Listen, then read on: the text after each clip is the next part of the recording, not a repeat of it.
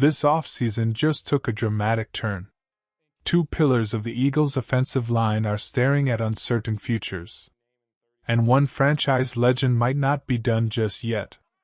If you bleed green like I do, smash that like button, share this video, and subscribe right now because this ride never stops.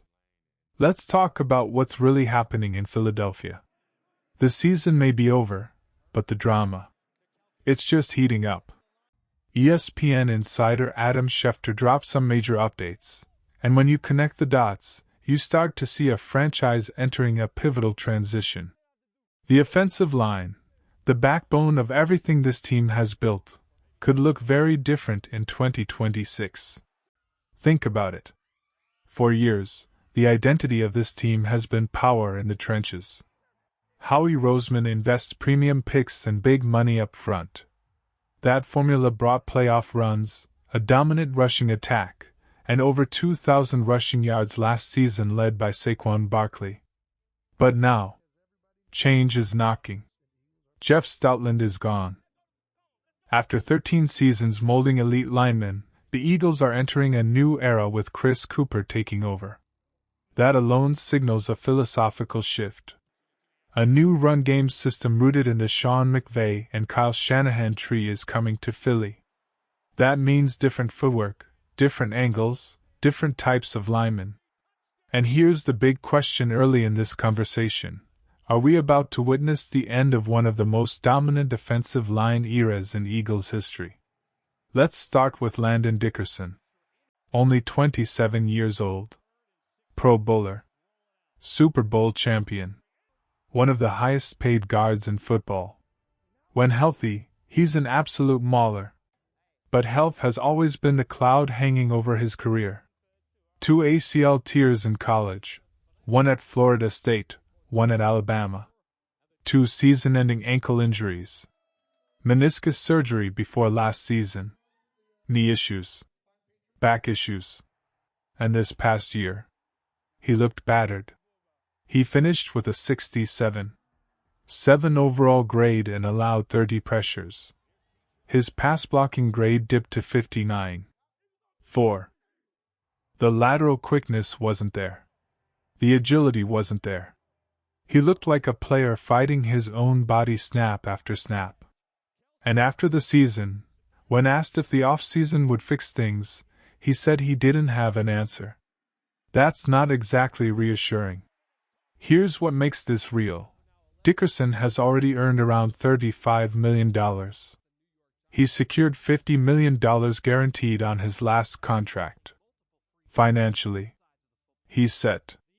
So if he turns on the tape and sees himself getting beat and feels like he can't return to elite form, would you really blame him for walking away? That's not quitting. That's protecting your long-term health. Now, there was a small positive sign. A recent social media clip showed him moving well, running upstairs, putting pressure on that knee. It's not game action, but it's something. Maybe he's feeling better than we think. Still, the possibility of retirement is real. And if it happens, this line needs serious retooling. Now let's shift to Lane Johnson. Future Hall of Famer. One of the best right tackles of his generation. A foundational piece since 2013. Multiple respected voices have indicated Lane is likely coming back. Even LaShawn McCoy said he spoke with him directly and was told he's not retiring. That's encouraging. And the tape backs it up. Despite battling injuries, Johnson posted an 80.4 pass-blocking grade, allowed just 7 pressures, and gave up 0 sacks. 0. At his age. And here's the stat that should blow your mind. Since 2013, the Eagles are 110-57-1 with Lane Johnson. Without him. 18-27. That's not coincidence. That's impact. Let me ask you this. If Lane Johnson comes back for one more run, can this offensive line still dominate the NFC? Because if Dickerson retires and Lane returns, that's a half transition.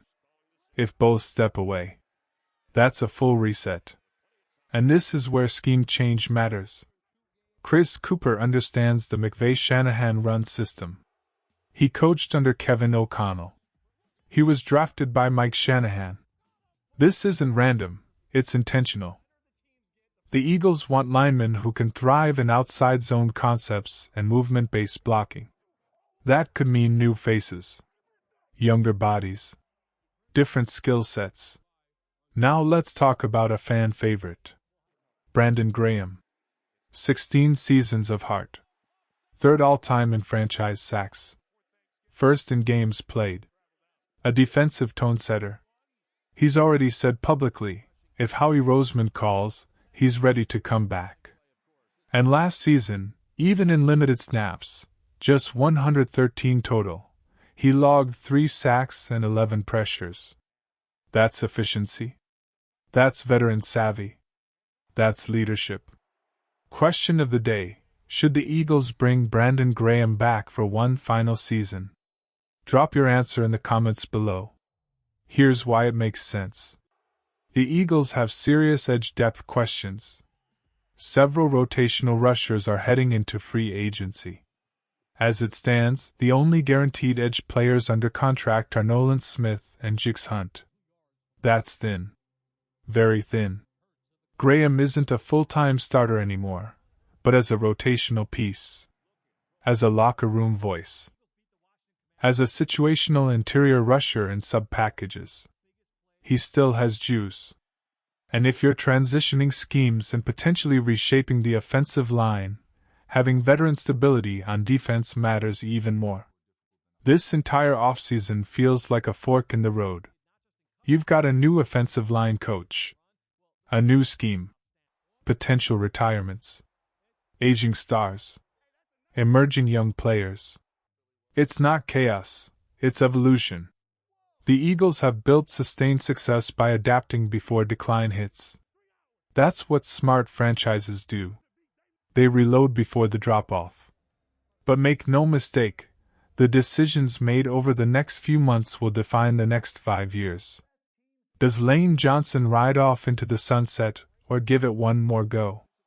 Does Landon Dickerson prioritize his health and step away? Does Brandon Graham get one final chapter in Midnight Green? These aren't small storylines. These are legacy-defining decisions. And as fans, we're watching the transition from one era to the next. Strap in. The off-season is just getting started, and in Philadelphia, we never sleep. This is where great organizations separate themselves from emotional ones. The Eagles can't operate off nostalgia, but they also can't ignore leadership and culture. If Lane comes back, if Dickerson gets healthy, if BG returns for one last ride, this team still has championship DNA in the trenches. But if the reset button gets pushed, trust that Howie Roseman is already 3 moves ahead planning the reload. Either way, one thing is certain: the Philadelphia Eagles are not rebuilding. They're recalibrating. And that should have every fan locked in for what's coming next.